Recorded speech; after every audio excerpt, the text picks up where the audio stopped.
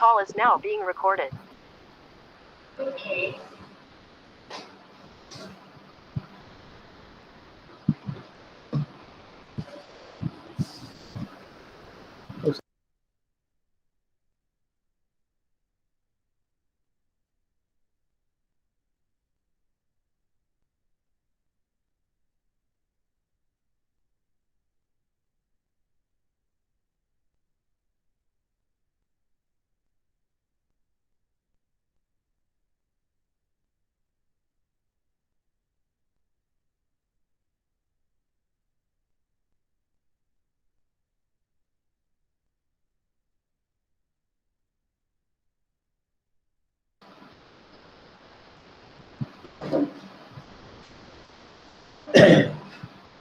మీకు online quiz మీరందరూ కూడా హాజరైనారు. కాకపోతే ఇంకా కొంతమంది ఓపెన్ కాలేదు అని ఒకరిద్దరు అన్నారు. మీరు దాని మీద అట్లా టచ్ చేసి వదిలితే ఓపెన్ అయ్యిండేది.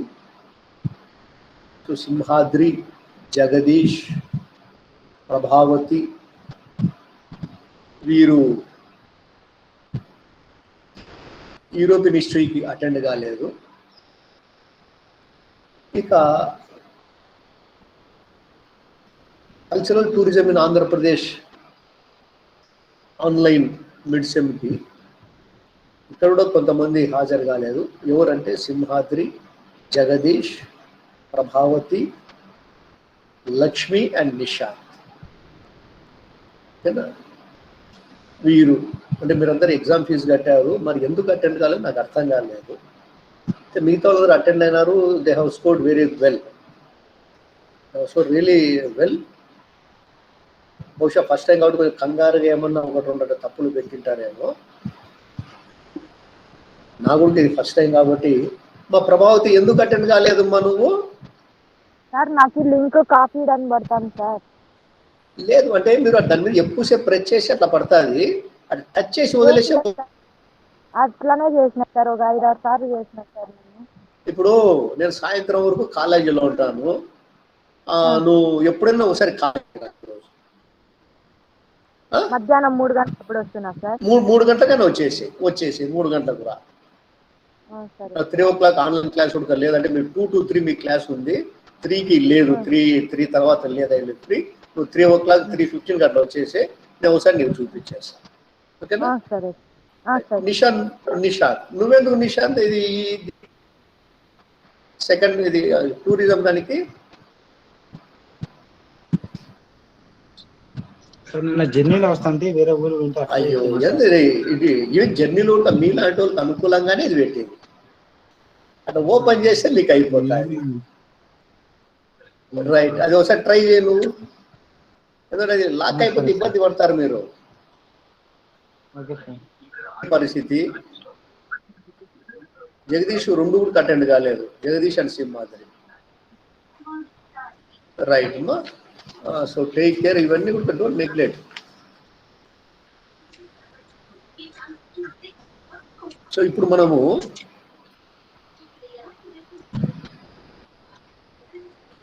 గత క్లాసులో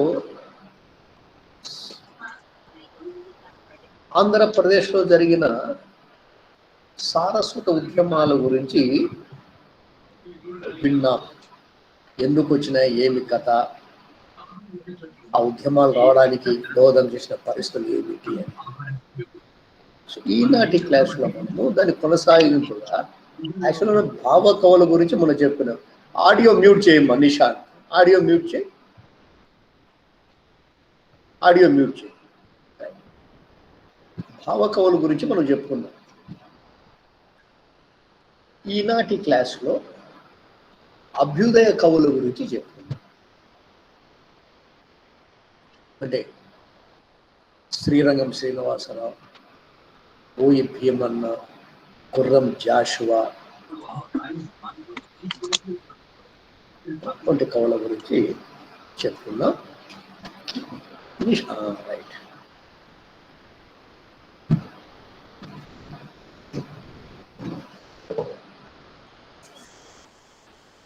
శ్రీశ్రీ గురించి విన్నారమ్మా? శ్రీశ్రీ మహాప్రస్థానం, దేశ చరిత్రలు,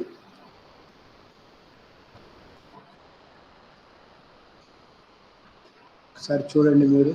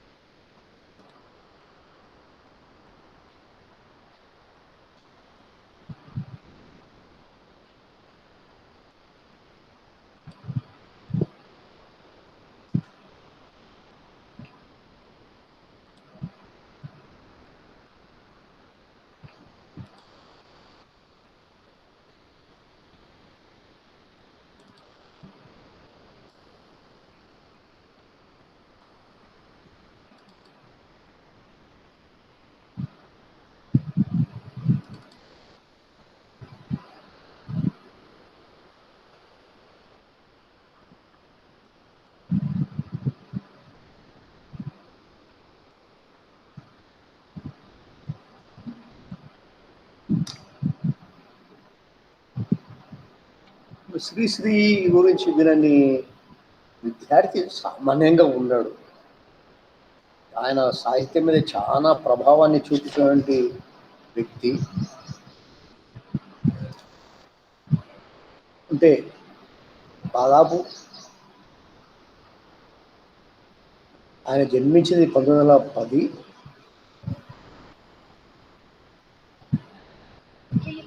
తర్వాత 1940 తర్వాత ఒక దశాబ్దం పాటు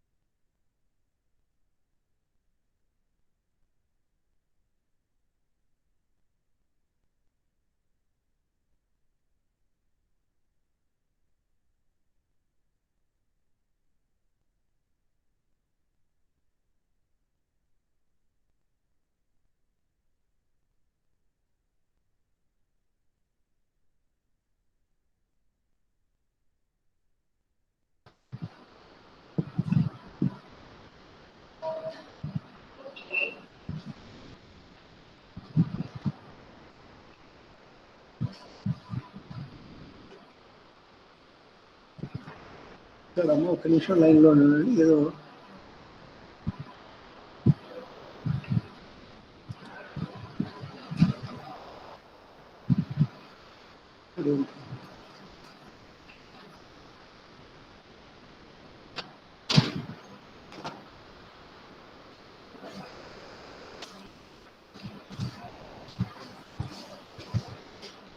నేమ్స్ రాస్తాను సార్. ఆమె ఏం చేస్తుందమ్మా? రాస్తుంది సార్. ఆమె రాసింది. ఆమె టీచింగ్ రాస్తాను సార్. చిన్న చిన్న ఓకే, మీ ఇష్టం. మీరు షేర్ చేసుకుంటే చాలా సంతోషం. అంటే టీచింగ్ స్టాఫ్ రాస్తాను.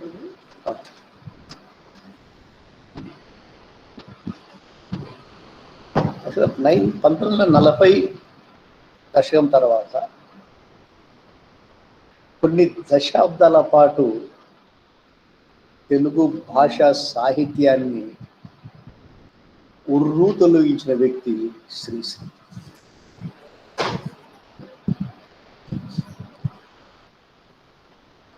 తెలుగు సాహిత్యానికి ఉత్తేజం ఇచ్చినటువంటి మూల విరాట్టు శ్రీశ్రీ.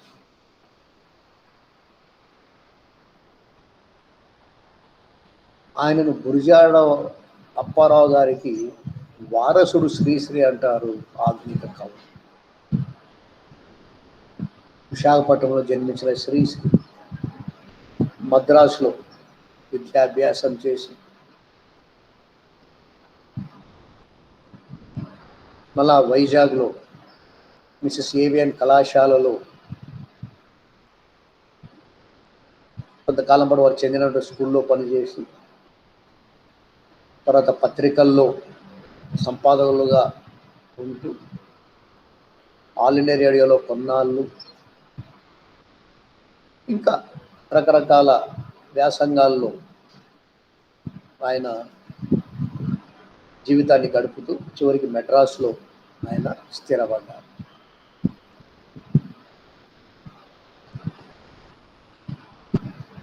శ్రీశ్రీని ఒక సాహిత్య ప్రపంచంలో గొప్పగా తీసుకుపోయినటువంటి రచనలు కొన్ని మనం ఇప్పుడు చెప్పుకుందాం.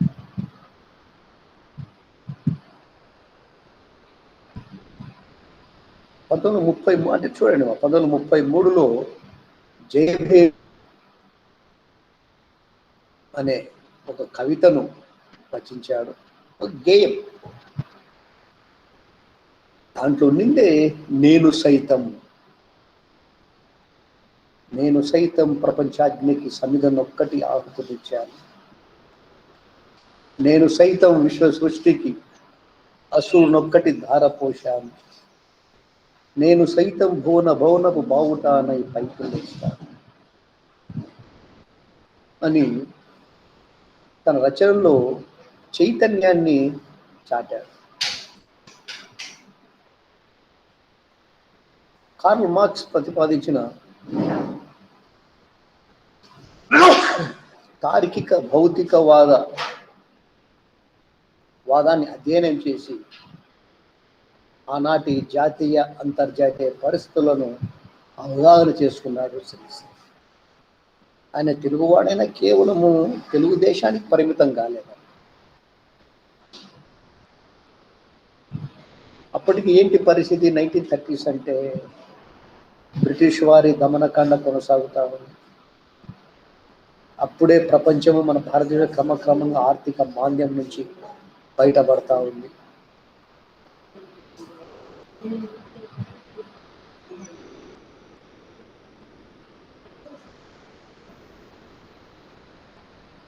ఆర్థికంగా చాలా ఇబ్బందులు పడుతున్నారు ప్రజలు. మరి ఓ పక్క శాసన ఉల్లంఘన ఉద్యమము ప్రారంభించి అది అంత విజయవంతంగా ముగించబడలేదు. అటువంటి సందర్భంలో అప్పుడు దేశంలో ఏర్పడిన కార్మిక అశాంతి, అంతర్జాతీయ శ్రామిక పోరాటం శ్రీశ్రీని ఉత్తేజపరిచాయి. కార్ల్ మార్క్స్ ప్రవచించిన వర్గ చైతన్యం, వర్గ సంఘర్షణ ప్రాతిపదికగా ఆయన రాస్తాడు. అంటే ఆయన రచనలో ఎవరి కోసం రాస్తున్నాను? పతితులు, భ్రష్టులు, బాధాసర్ప భ్రష్టులు, పరిచ్యుతులు, బహిష్కృతులు, తిరస్కృతులు, వారి కోసం నేను కలం పట్టాను. వారి కోసమే మహాప్రస్థానం అవతరించింది. 1934లో మరో ప్రపంచం అనే చారిత్రాత్మక గేయాన్ని సృష్టించారు. ఇది అభ్యుదయ కవిత్వానికి నాంది.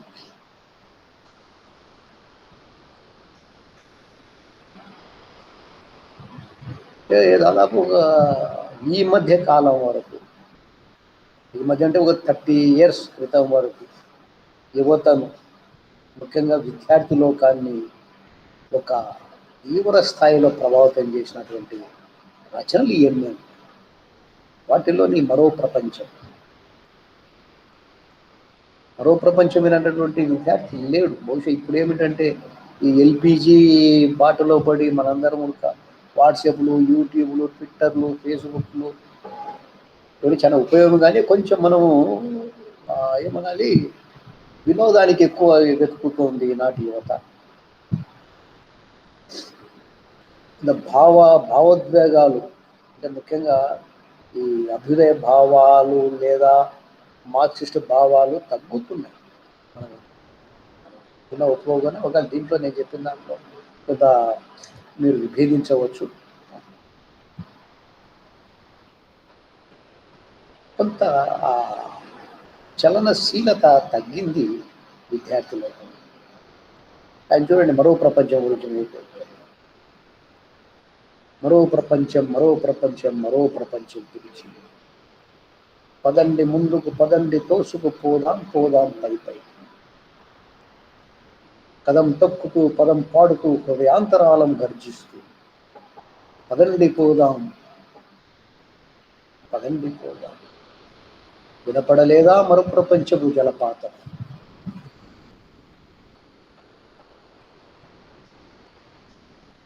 దారి పొడుగున గుండె నెత్తురులు తర్పణ చేస్తూ పదండి ముందు. ఎముకలు కుల్లిన వయస్సు మల్లిన సోమరులారా చావండి.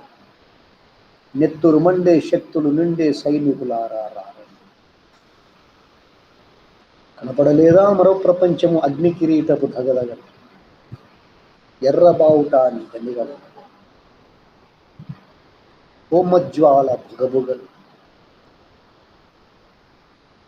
అంటే రష్యన్ విప్లవం గురించి చెప్తున్నాడన్న. కనపడలేదా మరో ప్రపంచపు అగ్ని కిరీటపు తగదగలు, ఎర్రబావుట నిగనిగలు. అంటే రష్యా విప్లవం పట్ల శ్రీశ్రీ అప్పటికి పూర్తిగా ప్రభావితుడైనాడు. అందుకే ఆయన 1930-40 దశాబ్దాలను ఆనాటి రాజకీయ పరిస్థితి ఆయనను మార్క్సిస్ట్ ప్రవాహం వైపు తీసుకెళ్ళేది. ఆ ప్రభావంతోనే ఈ మహాప్రస్థానం రచించారు. పెట్టుబడిదారి వ్యవస్థను ఉద్దేశిస్తూ ఏం చెప్తున్నారు చూడండి. ధనవంతుల పన్నాగాలు ఇంకా నా ఇకపై చల్లవు. అంతర్జాతీయ శ్రామిక చైతన్యాన్ని ప్రస్తావిస్తూ ఏమంటున్నారు? చైనాలో రిక్షావాలా, చెక్ దేశపు గని పని మనిషి, ఐర్లాండ్లో ఓడ కలాసి, అనగారిన ఆర్థులందరూ, అటింటాడ్, జూలు, నీగ్రో, ఖండాంతర నానా జాతులు చారిత్రక యథార్థ తత్వం చాటిస్తారు ఒక గొంతుతో. అంటే ప్రపంచమంతా ఏదో కావాలి. కార్ల్ మార్క్స్ ఏమన్నాడమ్మా? ప్రపంచ కార్మికులారా ఏకం కండి, workers of the world unite అన్నాడు కదా. ఆ స్ఫూర్తితోనే ఈయన చైనాలో రిక్షావాలా, చెక్ దేశం అంటే చెగోస్లోవియా దేశపు గనిలో పనిచేసే పని మనిషి, ఐర్లాండ్లో ఓడ కలాసి, అనగారిన ఆర్థులందరూ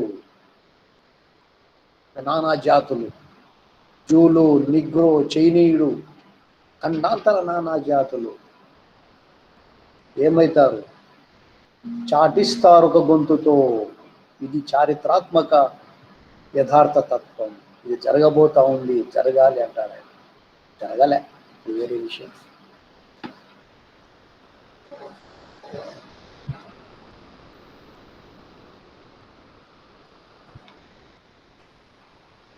దేశ చరిత్రను అనే ఒక గేయం రాశారు. మళ్ళీ హిస్టరీ అంటానే మేడర్ స్టూడెంట్ జనరల్గా మనందరం ఏం చెప్తాం? రాజవంశాలు, గుప్తుల స్వర్ణయుగము, షాజహాన్ స్వర్ణయుగము, హర్షులు, యుద్ధాలు, శాతవాహనులు, మౌర్యులు, గుప్తులు.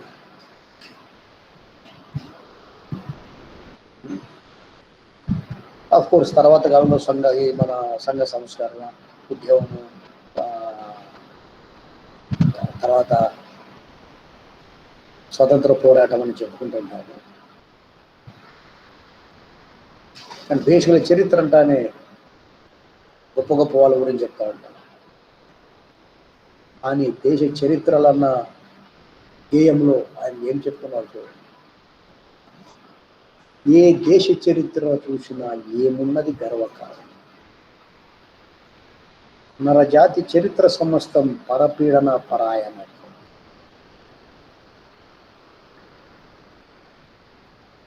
అంటే కార్ల్ మార్క్స్ అంటారు, చరిత్ర అంతా కూడా వర్గాల ఘర్షణే అంటాడు. It's a class war. ఎప్పుడు ఉన్నోనికి లేనోనికి సంఘర్షణ అంటాడు. దాన్ని స్ఫూర్తిగా చెప్తూనే తీసుకొని దేశ చరిత్రలో శ్రీశ్రీ మాట అంటున్నాడు, ఏ దేశ చరిత్ర చూసినా ఏమున్నది గర్వకారణం, నరజాతి చరిత్ర సమస్తం పరపీడన పరాయణం. ఏ యుద్ధం ఎందుకు జరిగిందో, ఏ రాజ్యం ఎన్నాళ్ళుందో, తారీఖులు దస్తావేజులు ఇవి కాదో ఈ చరిత్ర కర్త. ఏ యుద్ధం ఎందుకు జరిగిందో, ఏ రాజ్యం ఎన్నాళ్ళుందో, డేట్సు, డాక్యుమెంట్స్, తారీఖులు దస్తావేజులు ఇవి కాదో ఈ చరిత్ర కర్త. ఇవి కాదు చరిత్ర అంటే. మరి ఏమిటి చరిత్ర అంటే? చాలా గొప్ప డెఫినేషన్ ఆయన. చరిత్ర అంటే ఏముండాలి, చరిత్రలో ఏం చదువుకోవాలి, చరిత్రలో ఏముండాలి అంటే, నైలు నది నాగరికతలో సామాన్యుని జీవనం ఎట్టి, తాజ్మహల్ నిర్మాణానికి రాళ్ళెత్తిన కూలీలేవారు అని ప్రశ్నించారు. మళ్ళా చెప్తా, నైలు నది నాగరికతలో సామాన్యుని జీవనం ఎట్టి, రాజులు రాణులు కాదు. నాగరికతలో ఏ నాగరికత చదువుకున్నా కూడా ఈయన నైలు నది అంటున్నాడు, మనం జనరల్గా అన్వయించుకోవచ్చు. అక్కడ మామూలు ప్రజల యొక్క బతుకు ఏమిటి,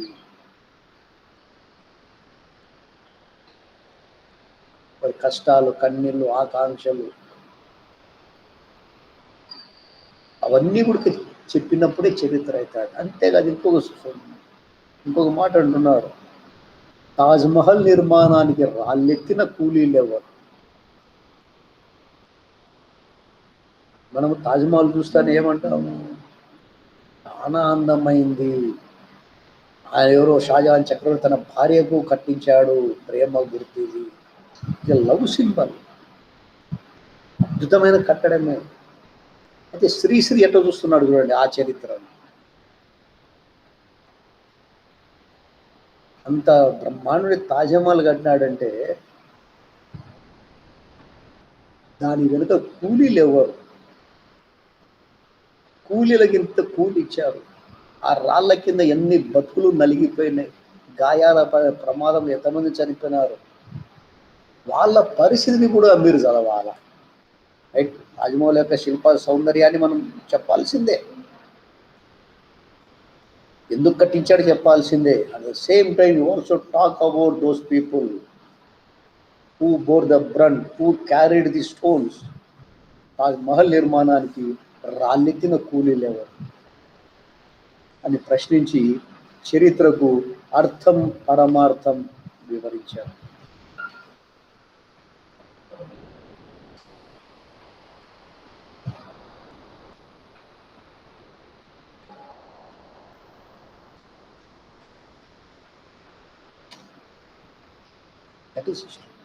అంతేకాదు, సామ్రాజ్యపు దండయాత్రలో సామాన్యుల సాహసాన్ని, యుద్ధాలంటేనే సముద్రగుప్తుడు అన్ని యుద్ధాలు చేశాడు, రైట్. సముద్రగుప్తుడు నాయకుడు చాకచక్యంగానే పోరాడాడు, ఆయన వ్యూహాలు పన్నాడు. కానీ దండయాత్రలో మామూలు సిపాయిలు ఏంటి, వాళ్ళు విరోచితంగా ప్రాణాలు తెగించి పోరాడుకుంటే విజయాలు వచ్చేటియా? ఆ దండయాత్ర కాలంలో సైన్యం తరలిపోయి ఆ గ్రామాల్లో ప్రజలు పడిన బాధలేమి, రైతులు తొక్కుకుంటా పోతా అంటే ఆ పొలాలను, పంటకొచ్చిన పొలాలన్నీ కూడా సర్వనాశనం అయిపోతున్నాయి, వారి పరిస్థితి ఏమిటి? సో సామ్రాజ్యపు దండయాత్రలో సామాన్యుల సాహసం ఏమిటి? ప్రభువెక్కిన పల్లెకి కాదు, అది మోసిన బొయ్యిలెవరు?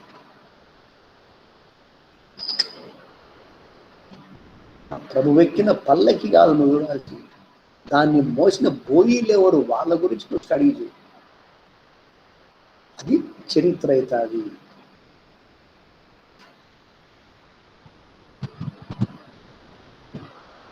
ఆయన అంటాడు, సామ్రాజ్యం యుద్ధాలలో, సామ్రాజ్య విస్తరణలో విజేతలందరినీ మనం జేజేలు కొడతాంటాము అని శ్రీశ్రీ ఏమంటానంటే, ప్రపంచ విజేతలందరూ నరహంతుకులు అని విమర్శించారు. విమర్శ ఘోషించారు. తన రంగం కాని చోటు భూస్థలమంతా వెతికినా దొరకదు.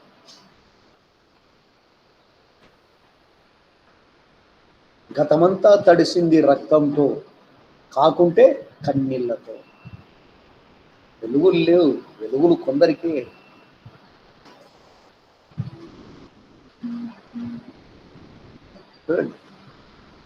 రణరంగము కాని చోటు భూస్థలమంతా వెతికినా దొరకదు. అన్ని చోట్ల ఘర్షణ, ఎక్కడ చూసినా ఘర్షణ, అశాంతితో మునిగిపోయి. నువ్వు చరిత్రలో చదవాల్సింది, చదివితే నీవు తెలిసేది ఏంటి? వెలుగు జిలుగులు కాదు, గతమంతా తడిసింది రక్తంతో, కాకుంటే కన్నీళ్లతో. ఇది చరిత్ర అని ఇదని కనువిప్పు చేసినారు.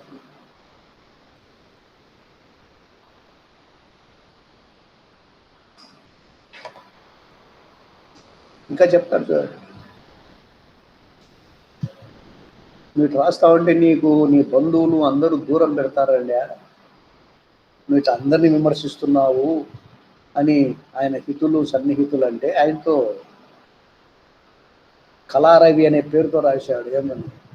పోనీ పోనీ పోతే పోనీ, సతుల్ సుతుల్ హితుల్ అంటే భార్య బిడ్డలు స్నేహితులు, రాణి రాణి రాణి వస్తే రాణి, కష్టాలు నష్టాలు కోపాలు శాపాలు రా. ప్రజల కోసం రాస్తుంది, చైతన్యపరచాలని రాస్తుంది. కాబట్టి ఎవరో నన్ను అంటారు, ఎవరో విమర్శిస్తారు, దూరం అవుతారు అనే బాధ నాకు లేదు. ఆయన అక్షరాల్లో నిప్పులు ఉండేటి అంటారు. సింధూరం రక్త చందనం,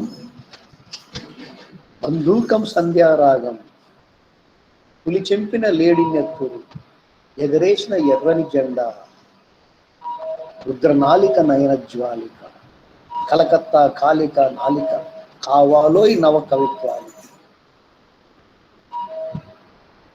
పదాలు చూడ ఎట్లా పడుతున్నాయి. సింధూరం రక్త చందనం, బంధూకం సంధ్యారాగం, పులి చంపిన ఏడి నెత్తు, ఎగరేసిన ఎర్ర జెండా, రుద్రనాలిక నయనజ్వాలిక, కలకత్తా కాలిక నాలిక, కావాలోయ్ నవ కవనాలి. అక్కడ రాయాల.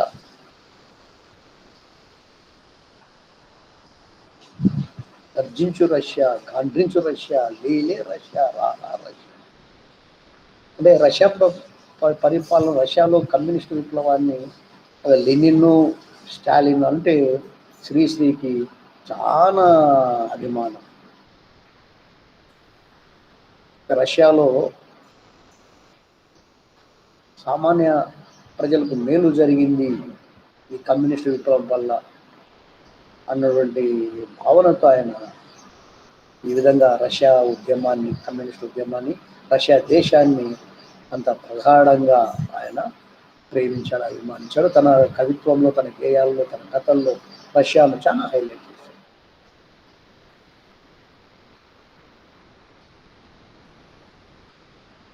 జగన్నాథరథ చక్రాలు ఆ పద్యం కూడా మీరు విన్నారు.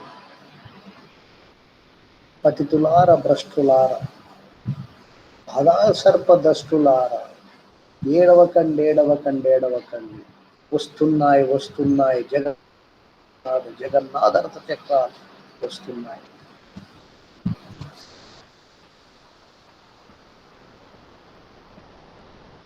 బాధపడాలంటే జగన్నాథరథ చక్రాలు అంటే ఇక్కడ కమ్యూనిస్టు ఉద్యమం. ఈ విధంగా జగన్నాథరథ చక్రాలు ప్రజలు లాక్కొని వస్తారో అట్లా ఈ ప్రజలు, కార్మికులు, కర్షకులు కలిసి భారతదేశంలో కమ్యూనిస్ట్ ఉద్యమాన్ని తీసుకొస్తారు. కాబట్టి మీరేం బాధపడకండి, వస్తుంది, మంచి రోజులు ముందున్నాయి అనే రీతిలో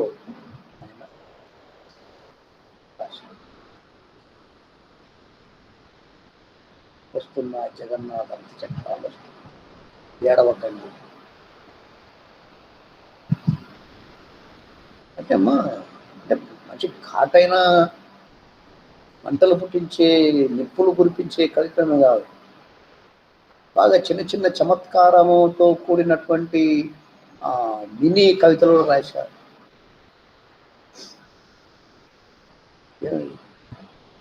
కుక్క పిల్ల అగ్గి పుల్ల సబ్బు పిల్ల, రొట్టె ముక్క అరటి తొక్క బల్ల చెక్క, కావేవి కవితకు అనర్హం, కావోలై కవితావేశం. అంటే కవిత్వం రాయాలంటే చాలా మంది మనం ఏమనుకుంటున్నాం, అబ్బో చాలా పెద్ద వ్యవహారం, అది అందరి చేత కాదు అని.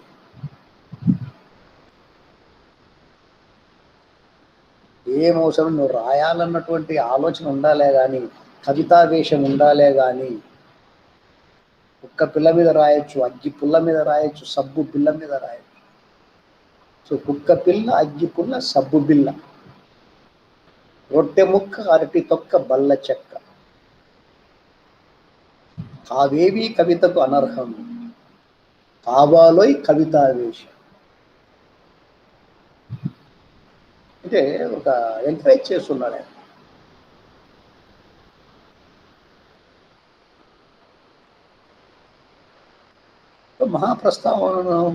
ప్రస్థానం తర్వాత ఖడ్గసృష్టి అనే కావ్య ఖండికను ఉడక ఆయన రాశారు. ఈయన ఎన్నో సినిమాలకు పాటలు కూడా రాసినారు, నాటికలు కథలు వీరి కలం నుంచి వెలువడ్డాయి.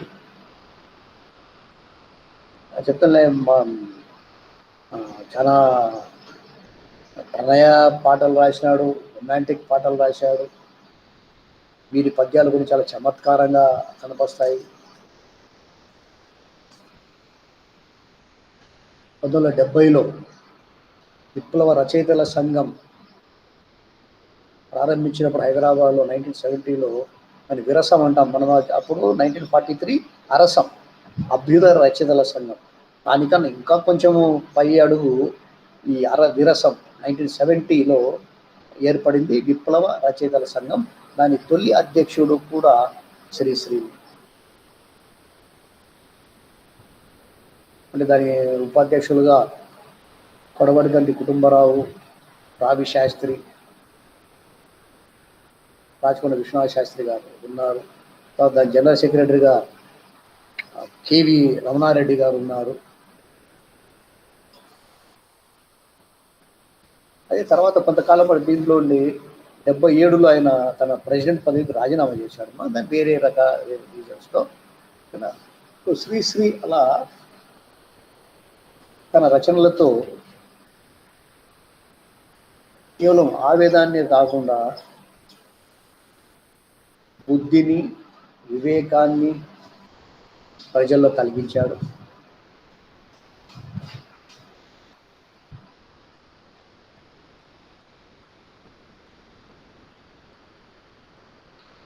అల్లు పెరగని పోరాటం చేశాడు తన అక్షరాల ద్వారా. శ్రీశ్రీ తన రచనల్లో ప్రపంచ బాధను కల్పించాడు. ఆయన తలుచుకుంటే ఆయన మేధస్సుకు కోట్లు సంపాదించేవాడు. సినిమాల్లో ఆయనకు బాగా పరపతి ఉంది, ఆయన చేతులు విద్య ఉంది కాబట్టి ఎంత దూరమైనా వెళ్ళినాడు. కానీ ఆయన ప్రజల కోసం, పేదల కోసం ఆయన కట్టుబడ్డాడు. తెలుగు కవిత్వాన్ని శాసించాడు, తెలుగు సాహిత్యాన్ని ఊహించాడు, రక్షించాడు, ఖండించాడు, దీవించాడు. తెలుగు సాహిత్యానికి ఆయన గొప్ప శక్తి, అపూర్వమైనటువంటి సేవ చేశాడు. మాటల్ని కత్తులుగా, ఈటెలుగా, మంటలుగా మార్చడం ఆయన చేత అయితే. గుడిపాటి వెంకటాచలం అని చాలా ఫెరోషియస్ రైటర్, ఆయన పూర్తాడు శ్రీశ్రీ. చూడండి, మాటలని మనం మాట్లాడుతున్నాం కానీ ఆయన మాటల్ని కత్తులుగా మంటలుగా మారుస్తాడు, మంట పెడతాడు మాటల్లో. ఆంధ్రప్రదేశ్లో ఆనాడు కమ్యూనిస్ట్ ఉద్యోగం కానీ నక్సలైట్ ఉద్యోగం కానీ వేరే రాష్ట్రాలతో పోల్చుకుంటే బాగా బలంగా ఉందంటే ఇక్కడ ఉన్నటువంటి కొన్ని పరిస్థితులతో పాటు శ్రీశ్రీ లాంటి వ్యక్తులు రచించినటువంటి గేయాలు, పాటలు, మాటలు, రచనలు.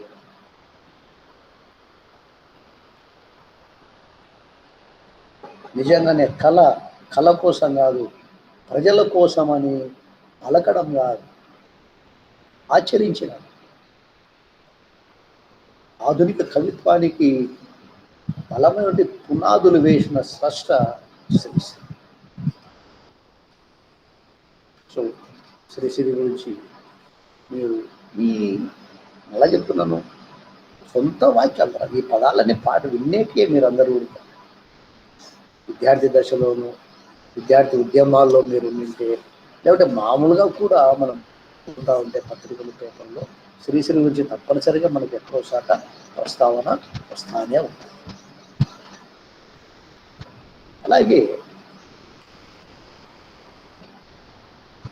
మరి ఒక గొప్ప కవి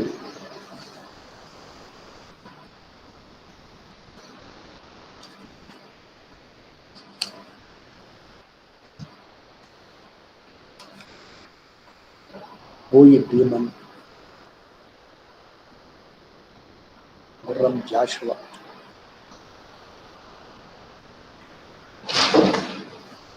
వారి గురించి చెప్తున్నారు.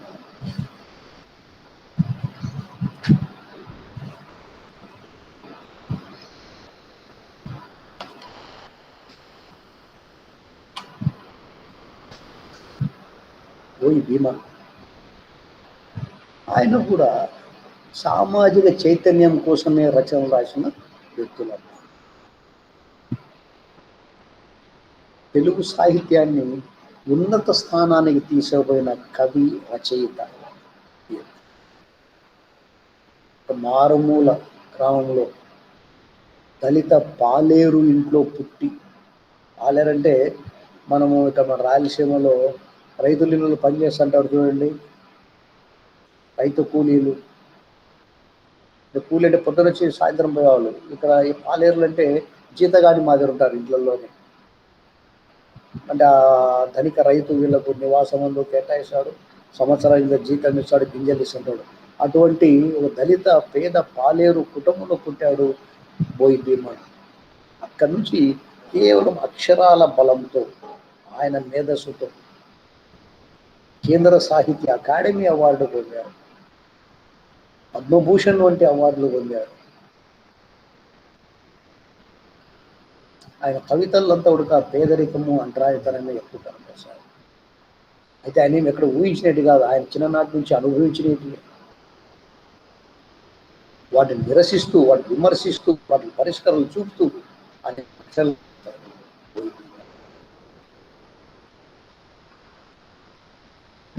ఈయన కూడా మా తొలి దశలో టీచర్గా పనిచేశాడు. తర్వాత అంచెలంచెలుగా ఉన్నత స్థాయికి ఎదిగాడు. గవర్నమెంట్ ట్రాన్స్లేషన్ డిపార్ట్మెంట్లో డైరెక్టర్గా, రిజిస్టర్ ఆఫ్ బుక్స్గా పనిచేశాడు. నేను సుమారు 70 పుస్తకాలు పైగా రాశాను. అనేక పద్య, గద్య, గేయ, వచన నాటకాలు రాసినాడు. అవేమో ఊహించి రాసినట్టు కాదు, మెజారిటీ పరిశోధనలు చేసి రాశాడు.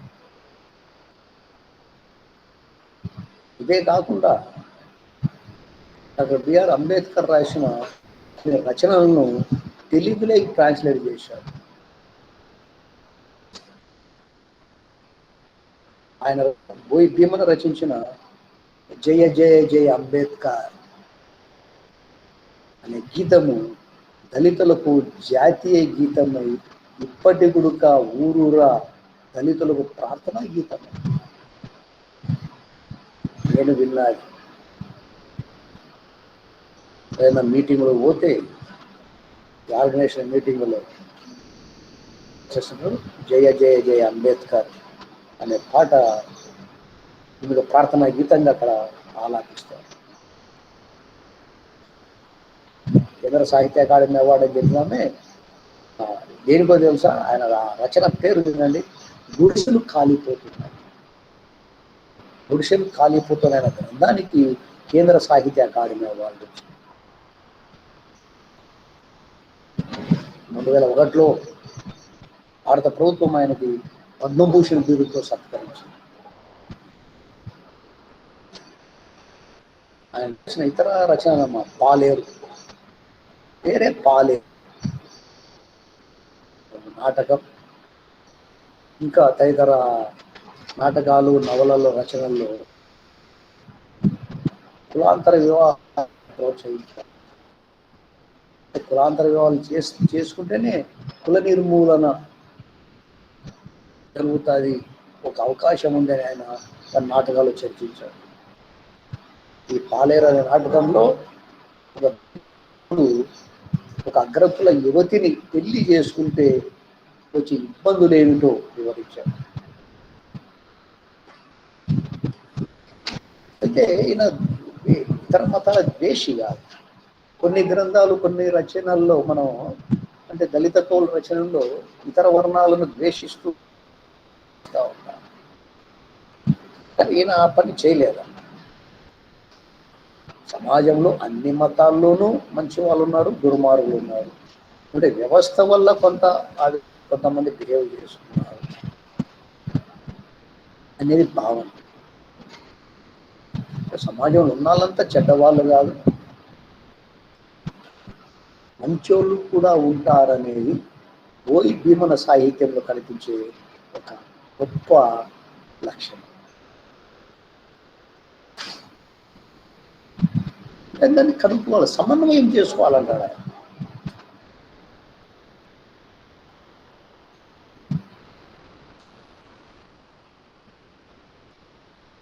అంటే ఈయన కులాంతర వివాహం చేసుకున్నాడు. ఈ పాలేరు నాటకం జస్ట్ 2 మాటలు చెప్తాను. పాలేరు నాటకంలో దాంట్లో నాయకుడు, కథానాయకుడు వెంకన్న అతని పేరు, ఒక స్కూల్ మాస్టర్ సహాయంతో చదువుకొని వెంకటేశ్వరరావుగా, అంటే వెంకట కాస్త చదివితే వెంకటేశ్వరరావు అవుతున్నాడు. పల్లెల్లో అంటే కదా, వెంకటేశ్వర గౌరవం పొంది డిప్యూటీ కలెక్టర్ ఉద్యోగాన్ని సంపాదిస్తాడు. ఆయన తిరిగి తన గ్రామానికి వచ్చి భూస్వాముల దురాఘాతాలను చట్టబద్ధంగా ఎదుర్కొంటాడు. అదే మా సినిమాలో తుపాకీ బట్టి గన్ ఫైర్ ఏమి ఉండదు, ఫిరంగులతో ఏం పోతుండదు, చట్టబద్ధంగానే ఆ దురాఘాతాలు ఎదుర్కొంటారు. అస్పృశ్యతను పాటించే వాళ్ళను, ప్రోత్సహించే వాళ్ళను నిరోధిస్తారు. ప్రజాస్వామ్యయుతంగా తన హక్కులు సాధించుకోవాలనే ఆశయాన్ని ఈ పాలేరు లేదా తదితర రచనల ద్వారా బోయి భీమన్న ప్రేరేపిస్తారు.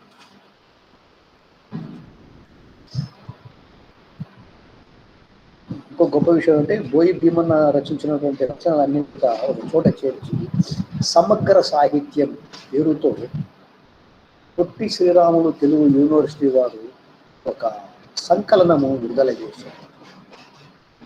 అంతేకాకుండా బోయి భీమన్న పేరుతో ఒక సాహిత్య పీఠాన్ని కూడా ఏర్పరిచారు. అంతటి మహనీయుడు, సామాజిక కవి, నిరంతరం మార్పు కోసం ఆరాటం చెందే బోయి భీమన్న గారు 2005లో ఇటువంటి కోవలేకి చెందిన ఇంకొక మహాకవి గుర్రం జాషు.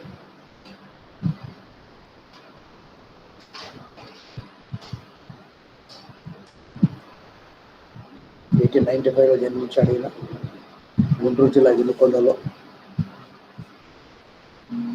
ఆంధ్ర విశ్వవిద్యాలయం ఆయనకు కళాప్రపూర్ణ, భారత ప్రభుత్వం పద్మభూషణ, ఇంకా కేంద్ర సాహిత్య అకాడమీ అవార్డు వంటి అనేక అవార్డులు ఆయనను వరించాయి. రాష్ట్రం అంతటా ఎందరో కవితాభిమానులు ఆయనకున్నారు. ఆయన కాలికి గండపెండేరం జరిగారు. ఆయన తల్లిదండ్రులే వర్ణాంతర వివాహం.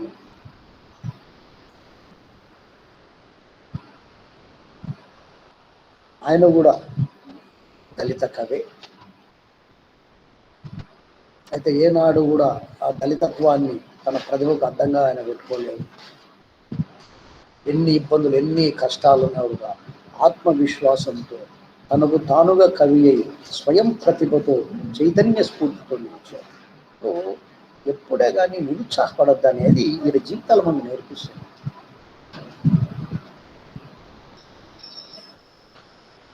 విశ్వనరుడును నేనంటాడు, అంటే యూనివర్సల్ పర్సన్. ఎప్పుడు నవ్వుతూ చలత్తులతో ఆయన ఏదైనా ఉన్నప్పుడు విమర్శలు చేసేవాడు, అంతేగాని కోపంతో ఎప్పుడు నిరసించేవాడు కాదు. మహాకవి విశ్వనాథ సత్యనారాయణ చాలా గొప్ప కవి. ఆయన గురం జాషువా గురించి మాట్లాడుతూ శ్రీ జాషువా మధుర కవి అని అనేవాడు.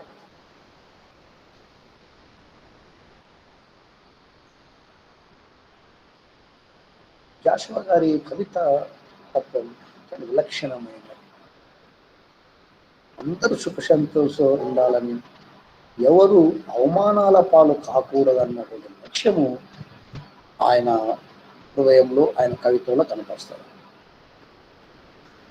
ఆయన రచనలు ఫిరదౌసి, గబ్బిలం, ముంతాజ్ మహల్, శ్మశాన వాటిక వంటి ఖండ కావ్యాలు ఉన్నాయి. వాటిలో అంతా ఉంటాయి, అందరూ బాగున్నారు. ఆయన కూడా తన జీవితాన్ని మొదటగా టీచర్గానే ప్రారంభించాడు. సమాజానికి ఎదురు ఇది ఉభయ భాష ప్రవీణ డిగ్రీ సంపాదించుకున్నాడు.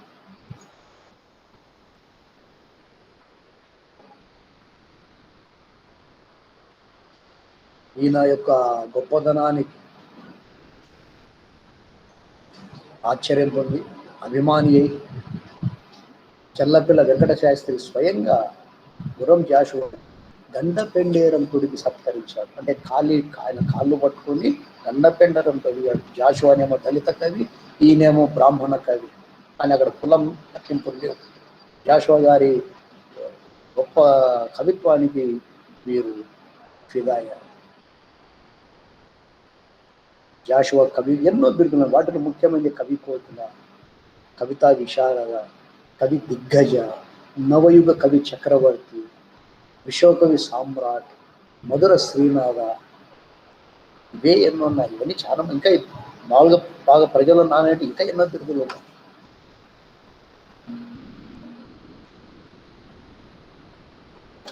ఒక్క నిమిషం.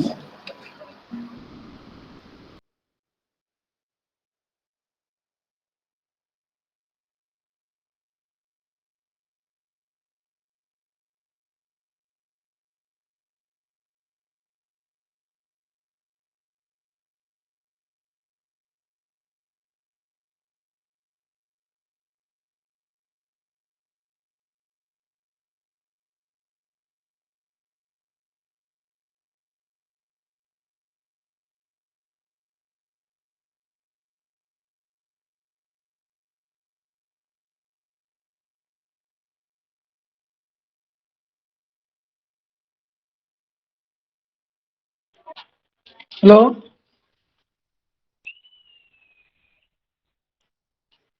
అచ్చా,